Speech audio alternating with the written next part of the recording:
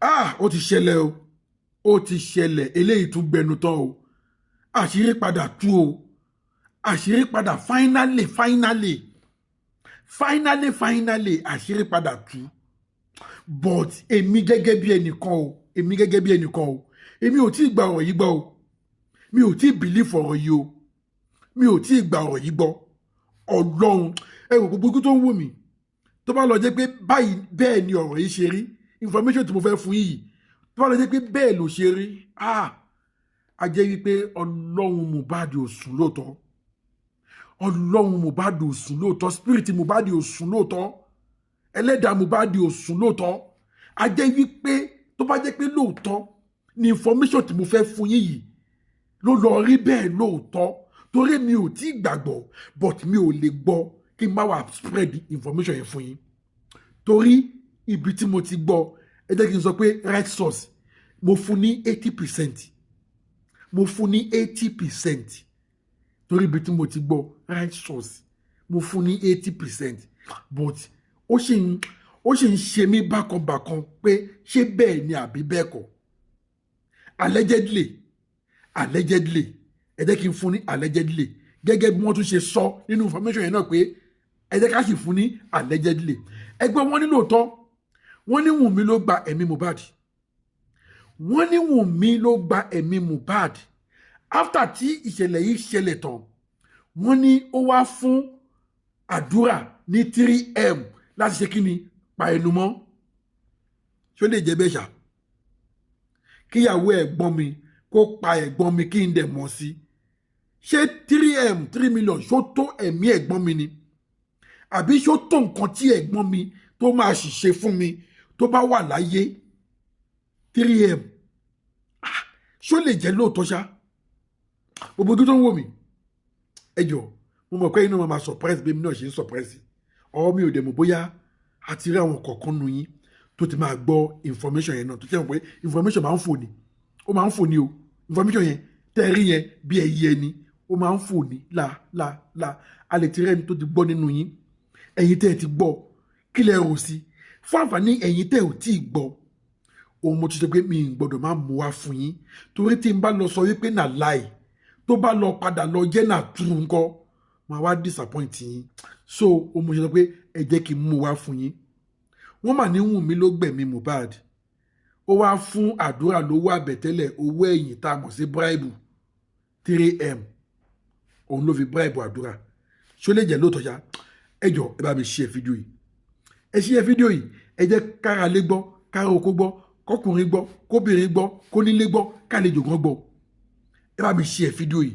Fún àǹfààní ẹ̀yin tó yẹ pé ìgbà àkọ́kọ́ lélẹ́yìí tẹ́ ẹ kọ́ máa kọ̀ sí péjì yìí tẹ́ ò tí subscribe. Ilé Aláyọ̀ nìyí ẹ subscribe sí Ilé Aláyọ̀ kí gbogbo àjọ máa jẹ ìgbádùn ètò yìí lọ. Ọ̀fẹ́ ni subscription, ọ̀fẹ́ ni comment, ọ̀fẹ́ ni like. Wọn kì í jáwọ́ ẹ subscribe kẹ́ẹ̀dẹ̀ comment kẹ́ẹ̀dẹ̀ like. Ṣáàrí fídíò eléyìí ẹ gbọ́dọ̀ comment o. Èmi ò máa ń yan o gbogbo ẹ̀yin tẹ́ bá fẹ́ bú mi torí mo mọ̀ pé bá a ṣe sọ yìí àwọn supporter Wunmi àga èébú kúṣíṣí àèébú òun náà máa gbé dání. Gbogbo ẹni tó bá ti sọ̀rọ̀ tí ó bá ti like Wunmi báyìí èébú ni fún wọn. Ayé wà fún yín o. Ẹ comment ẹ bú mi yẹ ń bú mi èébú ti bẹ́ mi lára mu. Ẹ wá gbọ́ nǹkan tí mo fẹ́ wá mú fún yín. For a video evidence of how Wunmi Cynthia Aloba murdered Mohbad. Allegedly, you must always use non-affirmative words. Okay, send it, but always. You always have to say allegedly. Get away with direct.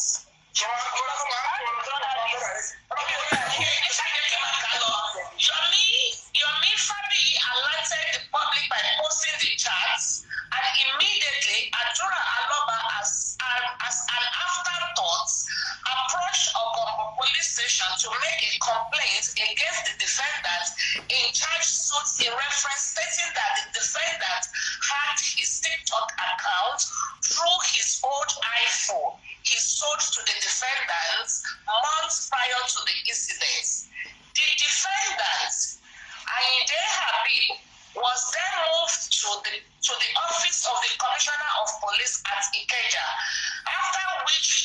charge to court on the instance of Adura Aloba. Yomi Fabiyi admitted in some of his recent videos that he was invited to the Ikeja Police Command by the investigating police officers, and he stated further that he saw the defendant who he asked, that is Yomi Fabiyi asked the defendants, he asked some questions, but Yomi Fabiyi was not convinced that the defendant was oblivious of the involvement of Adura Aloba, as it looked like a conspiracy. The defendant was arraigned. Okay, so Yomi Fabiyi was not convinced that the defendant was oblivious of the involvement of Adura Aloba, as it looked like a conspiracy. The defendant was arraigned and the matter came up for mention before Court 14 Ogba. Due to the reassignment of magistrates across Lagos states, some of our members present in court related that the lawyer of the defendant, Mr. Olowu Akindele, in open court informed the magistrate that the parties were exploring settlements and we need a further date to report same. That's why this was acted this way. It came as a rude shock to our group that a matter such as serious as this will be reduced to miscellaneous.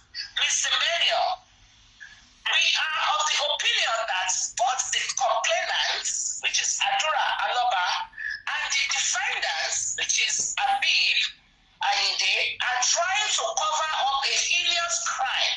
Hence, our letter made it look like Mohbad. Ṣé ẹ ti gbọ́?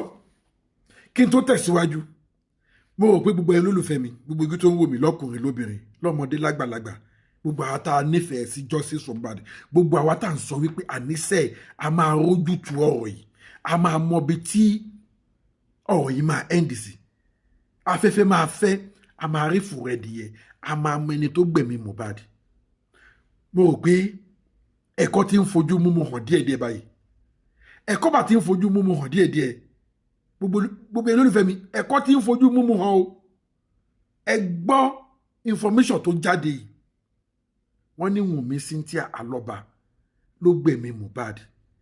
Ó wá ṣe kíni? Ó wá bribe Adura kó má lè sọ̀rọ̀. Yomi Fabiyi come into this picture. Ó get 3 seconds. Ó wọ́ọ̀dì Adura. Adura lọ sí police station. Ó defend. Adura ṣì ń defend ti today. Adura ò bá dẹ̀ ti jẹ́wọ́ o. Adura ò bá ti jẹ́wọ́ o. Ìyẹ́ ẹ̀ ni o. Ọlọ́run má jẹ́ kí òbí burúkú bí wa o. Gbogbo ojú tó ń wò mí yìí. Òbí obìnrin, òbí ọkùnrin. Mo gbàládùra fún gbogbo yín. Ẹ ò ní jẹ́ òbí burúkú fún àwọn ọmọ yín lágbára Èdùmàrè. Ẹ ò ní jẹ́ òbí burúkú fún àwọn ọmọ yín lágbára Èdùmàrè. Òbí rere, àwòkọ́ṣe òbí lọ́lọ́run máa fi yín ṣe fáwọn ọmọ yín. Tó bá yẹ pé ìyá Mohbad bá jẹ́ òbí gidi ni, a máa ti rí di ọ̀rọ̀ ìtìpẹ́tìpẹ́. Tó pé kí ni Adura ti rẹ́dí àti jẹ́wọ́ ní corona inquest nígbà yẹn, ó ti rẹ́dí àti jẹ́wọ́. Ẹ wo bí yẹ̀ ṣe ń kúnlẹ̀ tó ń bẹ̀ pé má sọ̀rọ̀ o, ìwọ ọmọdé yìí má jábọ́ o, ìwọ ọmọdé yìí jẹ́ kí kẹ́kẹ́ pamá gbogbo ẹlẹ́nu o, ò gbọ́dọ̀ fọ́hun o. Ó ṣe títí ó tún jẹ́ kí Adura kó di ọ̀tá bàbá ẹ̀, tó fi di wípé ọmọ ń jáde ó ń dì sóònù bàbá ẹ̀ lórí pé kí ni wọn ò fẹ́ kó jẹ́wọ́ yìí náà ni. Along the line náà ni wọ́n ti ní kí King White kó joyè bingo fún, kó máa ṣọ́ káàkiri. Ìyẹn náà wá di bingo Adura. Ó bẹ̀rẹ̀ sí ní ṣọ́ Adura káàkiri. Bádùá fẹ́ lọ ṣù wọ́n jọ ń lọ ni, bó fẹ́ lọ tọ̀ wọ́n jọ ń lọ ni. Can you imagine that? Ẹ wá wò. Ọlọ́run àtijọ́ náà ló máa ń pé kó tó múyàn. Ọlọ́run sì jẹ́ẹ̀tì ló ń lò. Ẹ wò báwọn àṣírí yẹn ṣe ń tú. Tá a bá ti ń rò wípé ọ̀rọ̀ yẹn ti ń lọlẹ̀, a tún dìde sókè. Ṣé rí pé ẹlẹ́dàá Mohbad ò sùn? Ó dẹ̀ ti sọ, ó ní Wunmi ó ti ń ṣe tipẹ́tipẹ́. Ó ní tòun lè máa fi ṣe last. Ó ní tòun lè máa fi ṣàṣemọ art. Gbogbo ẹ̀yin tẹ́ bá wà ní ọ̀rọ̀ ìwé ẹ máa go down lágbára Ọlọ́run. Afẹ́fẹ́ máa fẹ́. Ó máa tú fọ̀rọ̀ yín síta. Gbogbo nǹkan tẹ́ ń bò, àṣírí máa tú lágbára Èdùmàrè. Àṣírí tí ẹ ti ń tú. Àṣírí ti ń tú. Ẹ tún gbọ́ information tó tún já. ẹ jẹ́ ká tó gbọ́ nǹkan tí arákùnrin náà tún fẹ́ sọ. I ask you, if that boy actually belong to Mohbad, why will you be stressing yourself Wọ́n kọ́fà ni. convince people that he actually belong to Mohbad in the first place? Wọ́n kọ́fà ni. That's a question for the wise. If he was Mohbad's son, there was no need for Wunmi to be running a skater, doing technology maneuver, doing technological manipulations to make that boy look like Mohbad. So possible. The boy did not belong to Mohbad. I'll put it to you that the reason why Wunmi came with that pregnancy and pinned it on Mohbad was because she must have been hearing it. Her manager must have told her that Mohbad was about to see someone, or was seeing someone, or was dating someone outside. Don't forget, that devilish manager and everybody around Mohbad was installed by Wunmi. So they were getting continuous feedback about Mohbad movement. Even though Wunmi was not there, but they were telling Wunmi, this is what Mohbad did, this is what Mohbad did, this is what Mohbad did, and she was taking into account. So Wunmi thought, what could I do to make sure that I pitch myself with this guy, to make sure that I have strong connection to this guy, to make sure that I have a stake in his life. And that was why, don't forget, Wunmi, from everything we have heard, we have seen, somebody that was on the street since she was 13 years old. She was on the street since 13 years old. Please, hold that information, is very crucial. 13 years old, Wunmi has been on the street. Wunmi had never been a faithful girl. And she could not have been a faithful woman or a faithful wife, even after living with Mohbad as girlfriend. Because under the law, Mohbad was never married to Wunmi. I don't care. Those gullible, soft brain Wunmi team could be telling you customary, social study, chemistry marriage, fine art marriage. I don't care about those ones. Under the law does not recognize Wunmi as the wife of Mohbad. So it's a girlfriend. And it's what Western world they call living by partnership.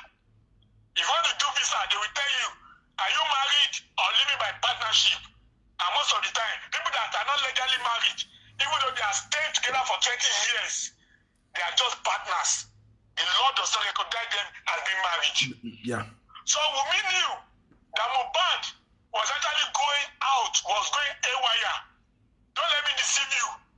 When you talk about photo, when you talk about Juju always have an expiry date. So every time Wunmi Juju was expiring, Mohbad always come back to his senses. And Mohbad always remember how unfaithful Wunmi was. And Wunmi realized that he cannot rely on this Juju alone, tying this boy down. And that was why Wunmi consulted her mother, consulted those that are in the same evil coven. And they gave her advice, then you need to pin a pregnancy on him. You need to pin a pregnancy on him. And that was why, when you listen to Mohbad lyrics, Mohbad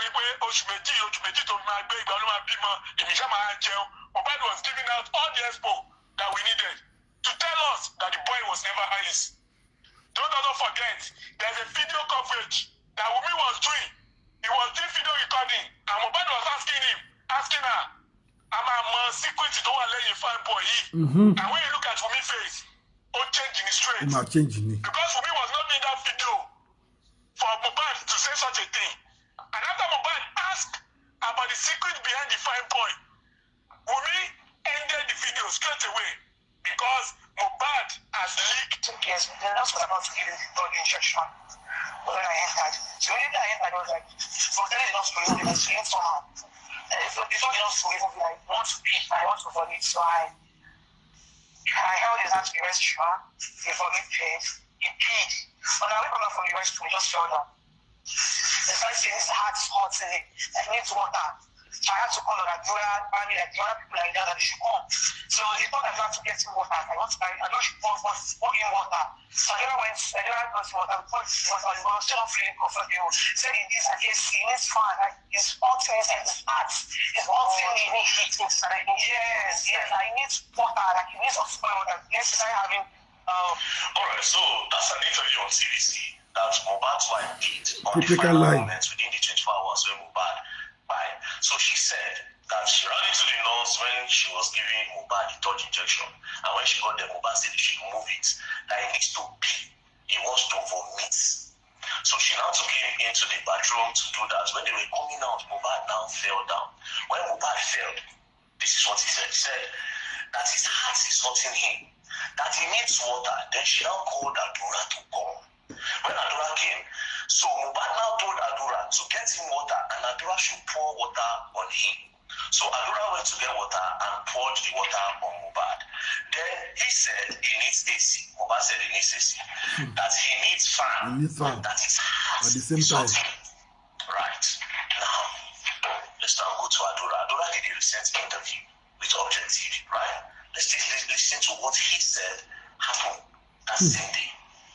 like some minutes back, Bariwo looking, like what's in my partner will be at the 10 to 15 minutes. Because Bariwo looking will come, you share anything my son also can be like Mohbad in as in police solo to have a ship or one struggling to one of the kids. Mohbad share. Wọ́n ti ṣáà láti sọ pé abẹ́rẹ́ òun fún lábẹ́rẹ́ pé nípa abẹ́rẹ́ kẹ̀ ṣáàtìṣáyé fún gbọ́ ojú ẹ̀ tó ń sọ̀rọ̀ tó ń náwó sórí pé fún gbọ́ ojú ẹ̀ ó náwó sí sípòs kò lè sọ̀rọ̀ nínú bó ṣe ṣe pé kí wọ́n struggle kò lè sọ̀rọ̀. Now, see Adura's own version. Adura said after 15 minutes with the nurse, he heard a noise from upstairs. When he heard the noise from upstairs, he ran upstairs and then he met Mohbad on the floor, and Mohbad could not talk. If he wanted to say anything, he would point with his hands. Then he now asked the nurse, and what happened? The nurse said it was because of the injection. Now, Adura said he met Mohbad. Mohbad could not talk. He was using his hand to point it because he could not talk. Meanwhile, Mohbad's wife is saying that Mohbad was saying his heart is hurting. They now called Adura. Mohbad now told Adura to go and bring water and pour on him. Mohbad kept on saying his heart is hurting him. Mohbad now said he wanted AC. Mohbad now said he needed fan, that his heart is hurting him. Which one be the truth? And I'm so off now. Let me be the final moment of this boy. Which one is the truth? Did he speak or did he not speak? Because the wife is saying that Mohbad kept on saying, Adura, pour me water. Adura went to bring water and pour him. He told Adura he needs fan immediately. Meanwhile, Adura said Mohbad could not talk. And then it was only the nurse that he met. According to him, he asked the nurse. He didn't highlight that Mohbad's wife was there. Mohbad's wife said, but Mohbad's wife is saying that she was there. And I don't even know what the police do for this case, to be very honest. I don't even know what police did. I swear to God, I don't know what the police do. Me too, I don't know. But again, they say the particular policeman don't buy. Me too, I don't know. Who know what happened to her? Only God knows. So I don't know what the police say they investigate for this matter. Because if the two people when they deal with this boy in the final moments, their story they contradict, then there's a truth somewhere. Now, that fall where they don't say it fall, and it think now, it paid. But I remember from the rest to just show them. You know what I think outside of the boat? Because of discipline. When did they interview Mama Mohbad? Zooming. For that interview, what she do for TVC? And tell Mohbad by. Why this grief for the staircase break? Could it be that fall? Because when Mohbad talk about the fall, the thing, could it be that the fall they bigger than waiting them they explain? And again, that blood for Duvet, when they say they see, when Mama Mohbad say see, when Mama Mohbad's sister also talks that she see blood for Mohbad clothes. Now, if you go for that in the interview with Mohbad brother, they said that Mohbad was initially inside Wunmi room. They go carry Mohbad from Wunmi room. They don't give a treatment. They carry go Mohbad room. Now, Mohbad auntie say she see blood for singlet for Mohbad room. Talk say after everything they come return am back to my wife room. But again, if the last two people when know what's up, because every other person who don't interview, at some point they left the house. Do you understand? So it is between the nurse and this guy. But of course, when the way this thing they go, now let the nurse, I know the family. Could it be? But again, why is that story contradicting what the police investigate? Anyways, God knows. We'll continue. Obvious, we will continue. Don't play. If you play online, I will let the hard way. Don't play.